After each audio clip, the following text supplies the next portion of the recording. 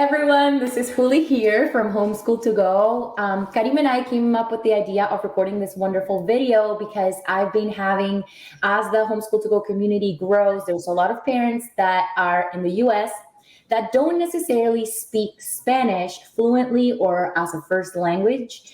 And while our program supports bilingual speakers that have a little bit of a background in Spanish, there are still some of you who would like to incorporate Spanish learning into your homeschooling, into your curriculum, but it's a little bit harder to implement Spanish resources when you don't have a little bit more of a solid foundation. So Karim and I, let me introduce her. She is the CEO of Spanish Educational Solutions, and we met through the HSLDA, which is one of the biggest authorities for homeschooling in the entire world and in the US.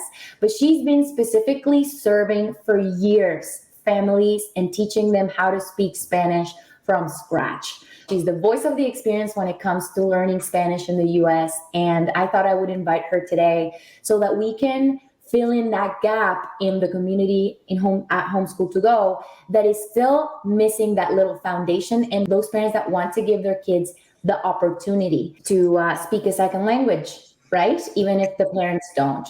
So Karim, why don't you introduce yourself a little bit? Tell us about your story. Tell us about what you do and how you are transforming so many English-speaking parents' lives in the US. Hola, well, I'm going to call you, Juliana. Yes, ¿cómo estás? How are you? Thank you so much for having me. And really, my passion started a long time ago. I started teaching Spanish in public school in 2001, and I was in the public school for 16 years. And I was an immersion teacher. I taught IB Spanish, which was an advanced program for seniors and juniors. And that was my first experience teaching. And I just love just to see how students were able to speak a second language, the passion to not just speak, but to connect and with the Hispanic culture. And now remember, I came from Guatemala when I was 18, so I know what it is to learn a second language. And it was hard. And can you still hear my accent? I have an accent. So there are so many things that impacted my life and geared my life to education. And then I had kids, 3 kids, and we decided with my husband to homeschool. It became the real challenge because my own kids did not want to speak Spanish. So I decided to then be like, okay, I went to school, got my master's degree in online learning and how to create curriculum.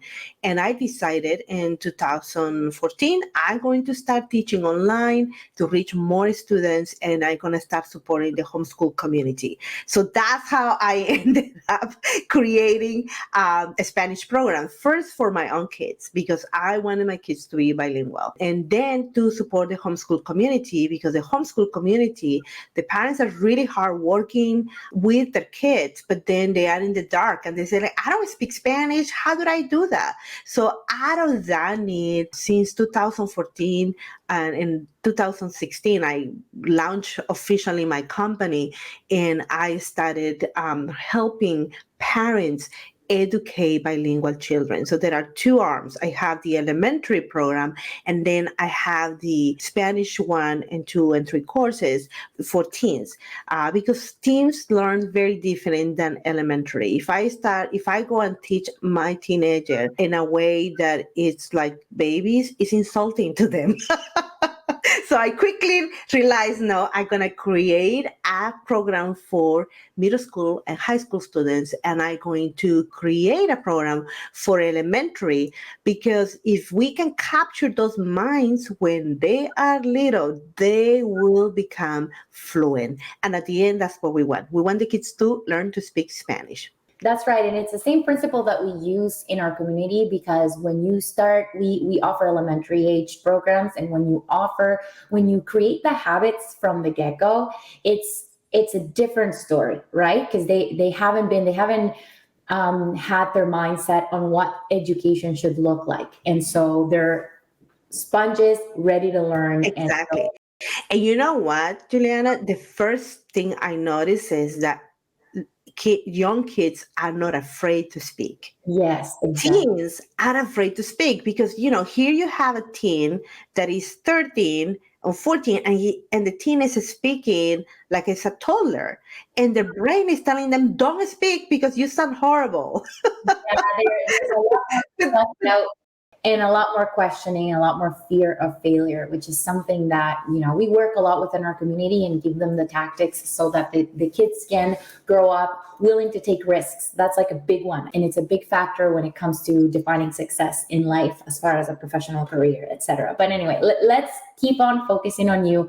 I want to learn a little bit more, or I want you to share with the audience at Homeschool to Go a little bit more about if you are a non-Spanish speaker at all, what are the best strategies for beginning to teach Spanish to your child? Because I know that a lot of parents who don't speak Spanish, they would be so intimidated to even introduce it. So if you can speak to those people who are nervous, they just started homeschooling, they just started doing the Homeschool to Go program in English alone, and they're afraid to open the Spanish resources, but they want to start teaching Spanish. What's the best way to set yourself up to begin? Well, the first step is that parents need to be determined. We want to educate bilingual children because it is a journey and it's not a step. And sometimes we want steps, right? We want what is the secret? There is no secret. You just have to get up and do it every day. But this is the challenge. The challenge is that many parents do not have a methodology. In teaching, you and I are teachers. So we believe, and this is why teachers are important. I believe in your program because we need the influence of teachers. And teachers have a passion to break something into ways and pieces that you can process and you can learn. And this is the part where a lot of parents don't have a teaching methodology. They get excited the first week, they start doing Duolingo, they start doing all these things, and then what happened in the third week?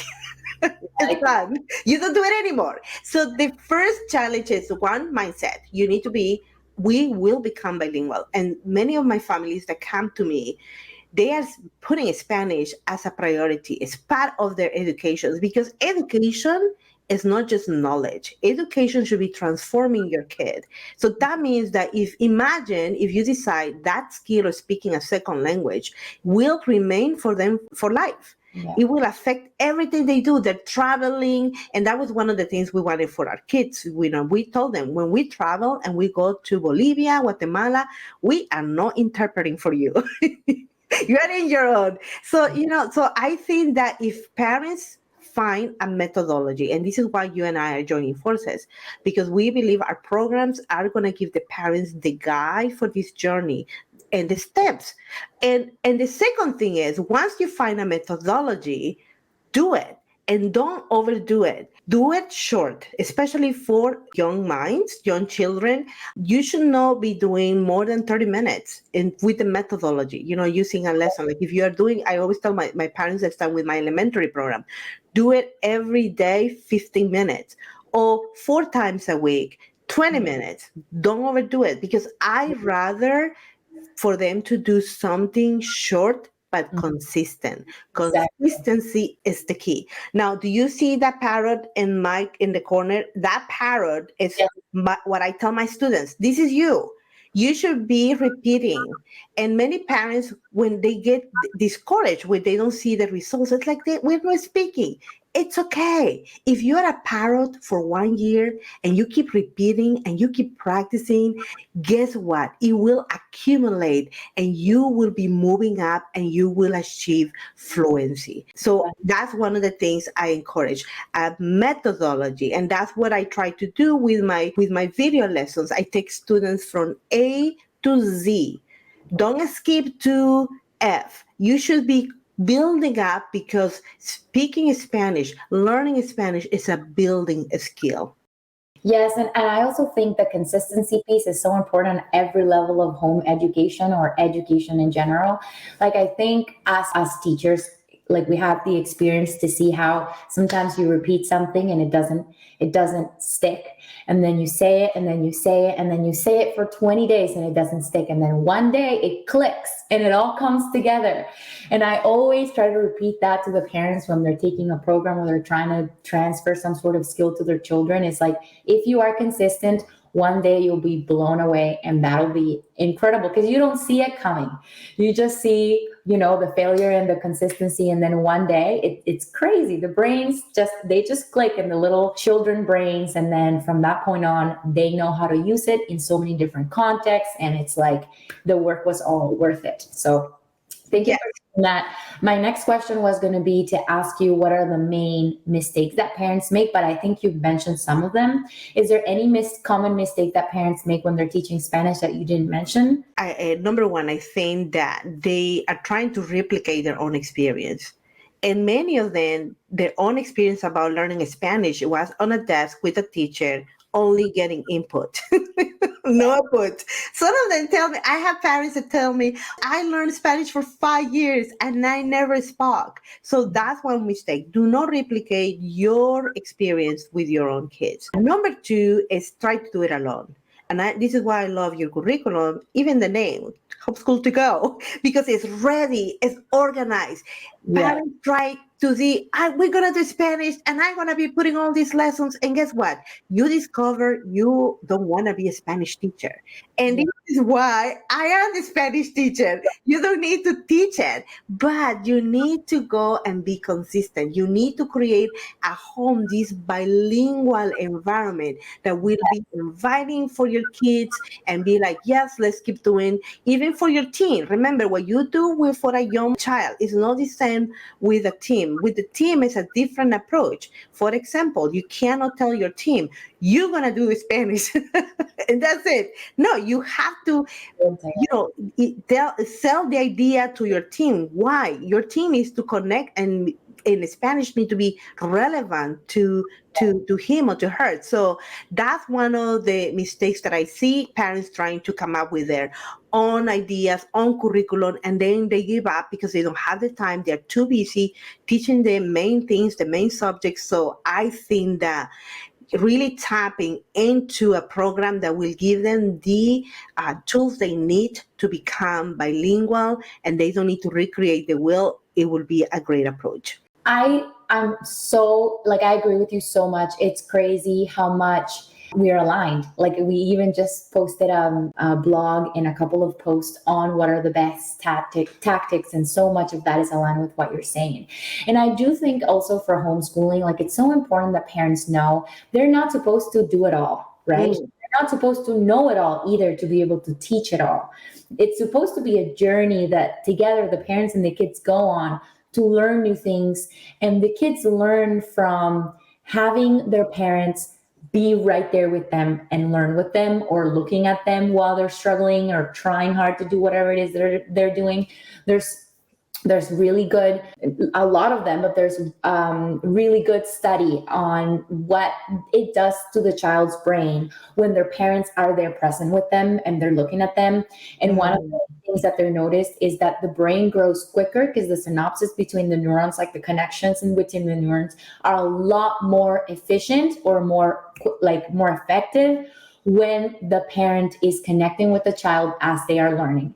And to be able to sit down and connect with your child, you really have to have all the stress off your shoulders.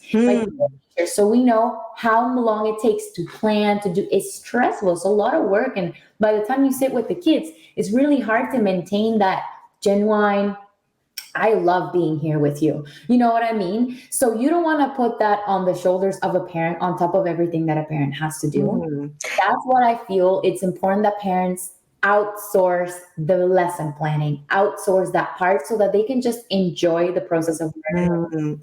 And I'm glad that you're saying this, because I want to point out that learning Spanish is not just an intellectual process. It's not just cognitive.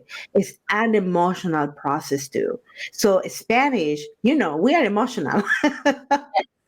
we Spanish will wake up all your senses, the food, the music. everything, right? We're just different. It's a different culture. So I think that having someone to inspire your child, let's say they're choosing your curriculum because they need support, but even the teachers, even you being in their ear talking, even the students listening to my lessons, because for the elementary program, I become a different person. I'm just going to tell you, my kids are like, Mom, stop acting. Because you really need to engage the emotions, the senses with the student, right? With the child. And so many of the traditional way to learn Spanish has been just be stick to a textbook and pizarra, it's like everything is so like. I love that you're saying that because I've been recently studying neuroscience, and they talk about how the intellectual brain and the emotional brain are completely separate. And in the schools, normally they just work on the intellectual brain, and the emotional brain is so important for really achieving success in life, for relationships, for so many things that are practical to what really entails a successful life. Exactly. When we're not just professional. So I love that you're incorporating that into your. And you know what? I'm glad that you say that, because that's my motto. My motto is languages are people. They are not subjects.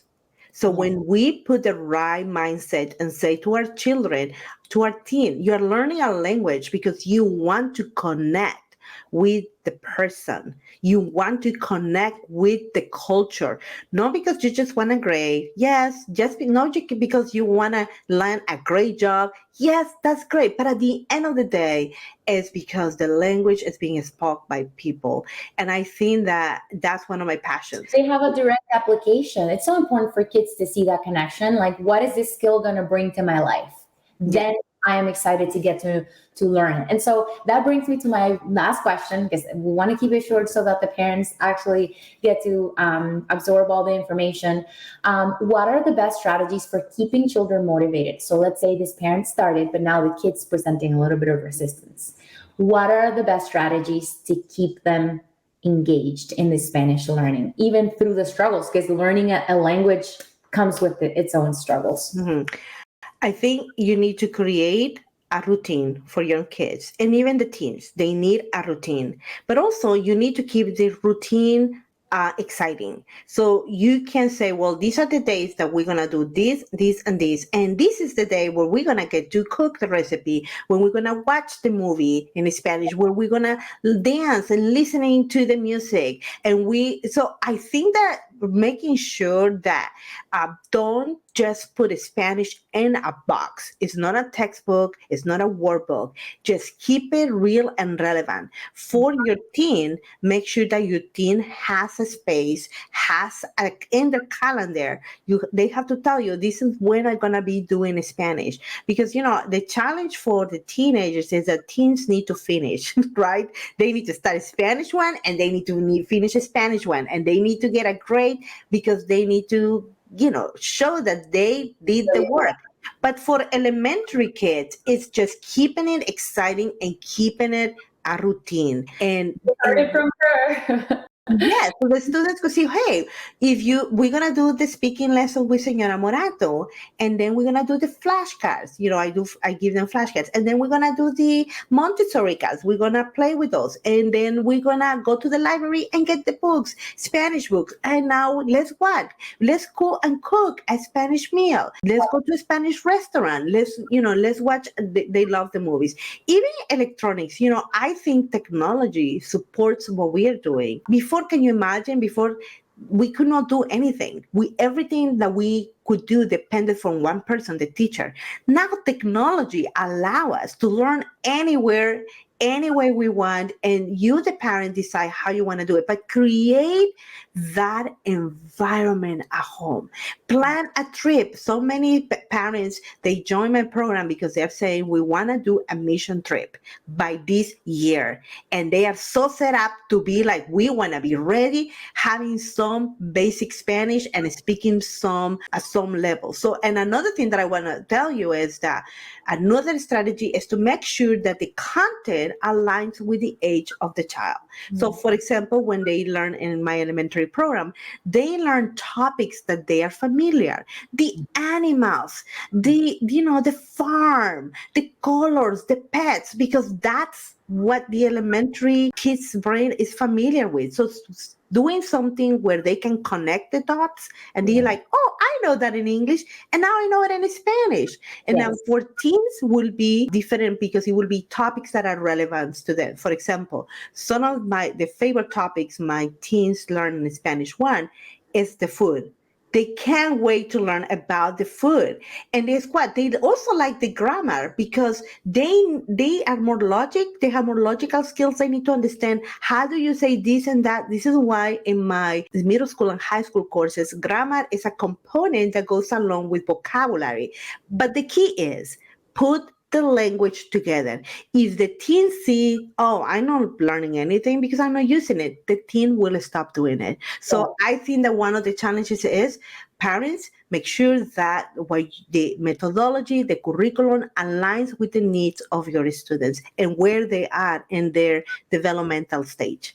That is wonderful. I love everything you're saying because you're validating so much of what I always drilling to my families that are in the journey of bilingual homeschooling. But this is even better because with you, we're going to take it further because we're going to be able to teach Spanish to those families that don't have it at all. Like we're going to take you and teach you Spanish from scratch through Karim, through HomeschoolToGo. So if there's anybody who's interested in learning more about how they can enroll in Karim's program and have her be your new Spanish teacher at home while you're doing the HomeschoolToGo program, get in touch with me and I will send you all the information to be able to sign you up. That's amazing. And thank you so much for letting me speak to your community. What a privilege. And I feel like we're amigas, colegas. We do a lot of the things that we do, we have in common. And I am so proud of you. And thank you so much for helping our homeschool community. Thank you. Thank you. You know, the homeschool community is the fastest growing form of education in the US. So the work that we're doing is important. And I feel blessed to be connected. So thank you. Okay. Hasta luego. Adiós. Ciao.